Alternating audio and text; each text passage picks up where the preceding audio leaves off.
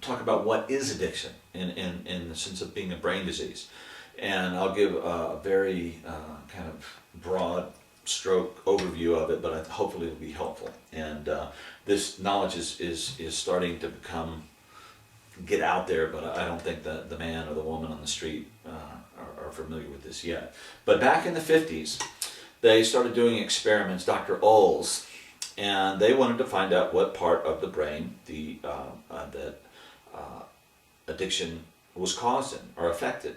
So they took mice, and I think we, as human beings, we have a great karmic debt to mice, to be kind to them, because they've really helped us discover a lot of things that have helped the human species. So may we bless all our mice friends and families. Anyway, that said, they took extremely fine needles and were injecting cocaine into the brain of the mice. And the brain there are three basic parts, and this is very, very simple, but nevertheless true. There's the reptilian brainstem, which is sometimes called the midbrain, but it's the earliest, most primitive part of the brain that we share with reptiles and our early ancestors. After that, developed the limbic part of the brain that overlaid the reptilian brainstem, and that deals more with emotional life. The reptilian brainstem deals with very powerful instinctual survival cravings, sex, fight, flight, food, all these things that we share with simpler life forms that is necessary to keep the species going. Then there's limbicism, and above that there's a neocortex, which is the most highly developed and the latest on the evolutionary scale that came up, and it deals with logic and human values and all the higher kind of human functions, language and different things like that. So these scientists back in the 50s, they thought that the locus of the disease was probably in the neocortex, because if you've ever known a drunk or an addict or been one yourself, you notice that they start to really values, lying, stealing, cheating, denial, rage, all these like things are really very, very negative things, and said, well, it's probably the neocortex. So they started to inject the little neocortex of the mice with this pure cocaine, these very fine needles, and it was absolutely no effect, nothing, zip, no. Darn. Wow. Very interesting. So the next place they looked was the limbic system, the emotional center of the brain. Started injecting the same thing. Mice just, when is this going to get over? No effect. So they're very puzzled, puzzlement upon puzzlement.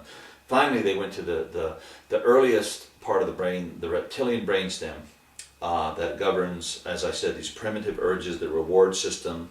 In other words, when you do things that are reward or evolutionary necessary, have sex, eat, win a fight, violence, all these things, you're rewarded. I mean, it's a rush, it's good, it feels good.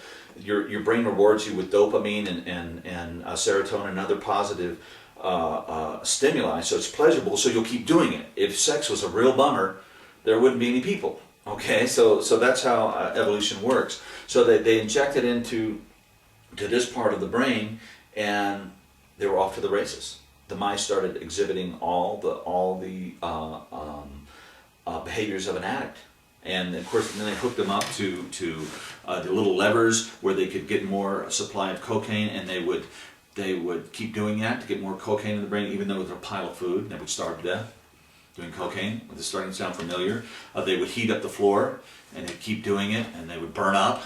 They would electrify the floor, they'd be electrocuted, and they keep doing the cocaine. So everything, all the other necessary things for survival were secondary to to securing the supply of the drugs. So what they figured out is that in the brain of the addict, using drugs is no longer a lifestyle choice, something cool, something fun. It is a survival imperative necessity on a level that those of us who have not been addicted, unless we open our hearts and minds and are empathetic, will ever understand. Or unless you listen to this and believe it, then you can start at least intellectually to get it. So when an addict says, I need a drink, or an alcoholic says, they really need a drink because they feel like they're going to die. It is equated with survival. Okay? When a heroin addict says, I need a fix, when the cocaine addict says, I need a line, It is equated with survival, and it's more important than your family, than your God, than your country, than your values, than your art, than whatever are your highest values in your life, become totally subservient to these powerful, overwhelming cravings. And for a while you might be able to fight and resist. No, I'm not going to do it again, but the cravings are so powerful in the experience of the addict that eventually it'll overwhelm you. And it will kill you. And of course, later on in the disease of addiction, people aren't even using to get high so much anymore. They're using just to feel normal, not to get sick. Okay, because these drugs that get into the brain actually replicate the natural brain occurring chemistry that makes us feel good. And after a while, first off, you exhaust your natural supplies of serotonin and dopamine, and these that make you feel calm, good, GABA, the different chemicals, and then the drugs start to replicate the functions of those. But the brain, which is always trying to achieve biobalance so you feel normal, begins to withdraw receptors. So you have to use more and more of the substance to get the same effect. And that's why you have tolerance, because the brain active receptors start going away, and so you have to keep moving more and more and more.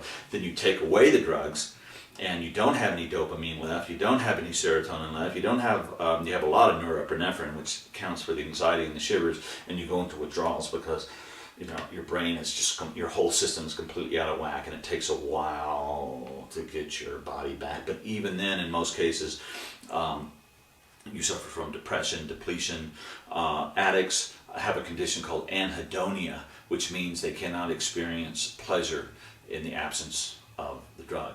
After a while, sex doesn't matter, going to movies doesn't matter, sports doesn't matter, you know, taking a nice walk, smelling a flower doesn't matter, because without the drugs you can't experience anything but just depression and emptiness and despair.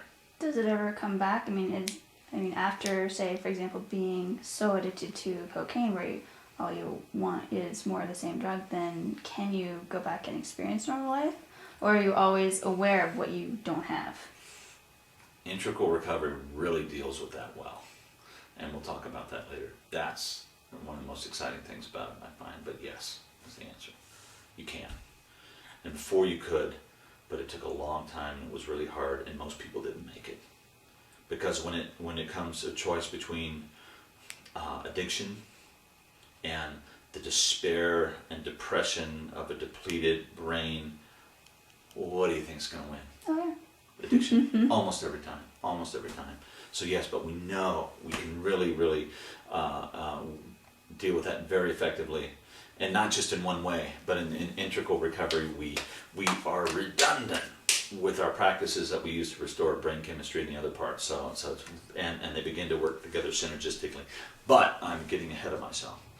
So they figured out that the locus, the nexus of addiction is in the reptilian brainstem of mice, and they did this with you know, other higher order mammals and monkeys and blah blah and bunnies and all the way up to human beings. And same thing works with cocaine, works with heroin and alcohol and these other addictive substances. And they use cocaine because in the lab it's very short lived in its effect, and you know, if you're dealing with alcohol, the mouse passes out, or so anyway. Cocaine is the preferred addictive substance for laboratory experiments. So anyway, God bless the mice. They showed us, and you know, most theologians or psychologists would not say that a mouse has a personality on any order as a human being does. So it's very hard to say that this mouse has a addictive personality or it's a sinful mouse.